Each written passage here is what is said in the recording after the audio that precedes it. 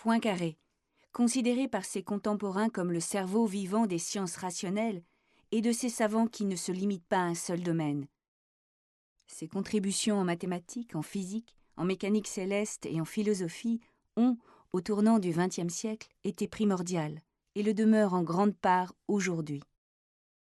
La production scientifique de Poincaré, qui démarre au début des années 1880, est impressionnante. Une trentaine de volumes et près de 500 notes, mémoires et articles. Sa rapidité et sa capacité de travail sont également étonnantes.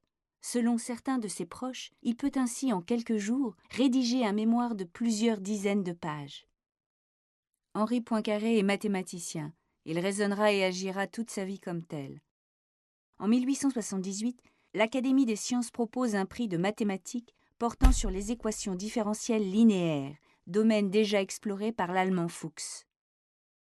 Poincaré n'obtient que le deuxième prix, derrière Alphen.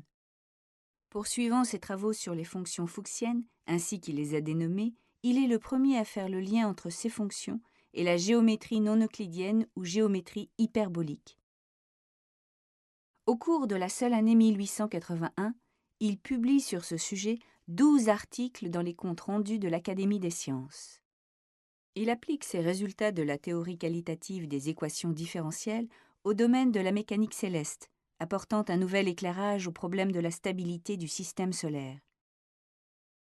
Il prouve que 3 corps dans le plan dont un corps a une masse négligeable, qui se meuvent uniquement sous l'influence de la gravitation newtonienne, dessinent des trajectoires dont la sensibilité aux conditions initiales peut être importante dans certains cas.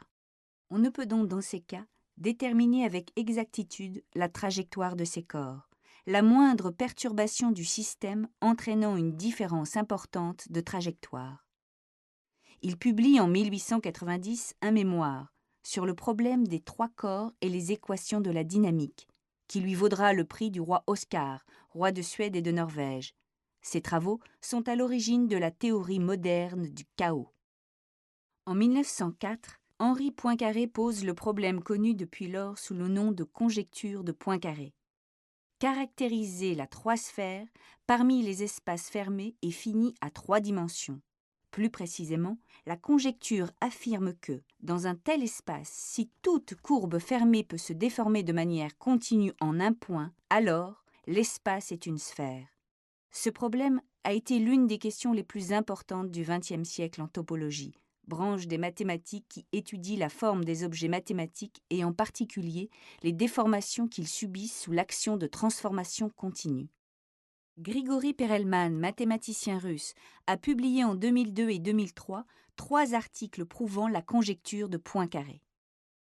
Les travaux de Poincaré en physique mathématique englobent la mécanique des solides et des fluides, la thermodynamique, l'optique et l'électromagnétisme. Les travaux dans ces 2 derniers domaines sont exposés dans son étude de 1905 sur la dynamique de l'électron, où il exprime le principe de relativité pour l'électromagnétisme et formule des lois de la gravitation relativiste. Poincaré s'est également intéressé aux dispositifs de TSF, comme celui de l'arc chantant, qui permet d'émettre des ondes hertziennes continues de forte puissance. La première application de la TSF a été la sécurité maritime. Enfin, Poincaré manifeste très tôt son intérêt pour la philosophie et collabore régulièrement à la revue de métaphysique et de morale. Il rédige de nombreux articles de philosophie scientifique rassemblés dans 4 recueils. La science et l'hypothèse en 1902, La valeur de la science en 1905, Science et méthode en 1908 et Dernière pensée parue en 1913, quelques mois après sa mort. Ces livres ont connu un très grand succès et ont contribué à établir encore davantage sa renommée.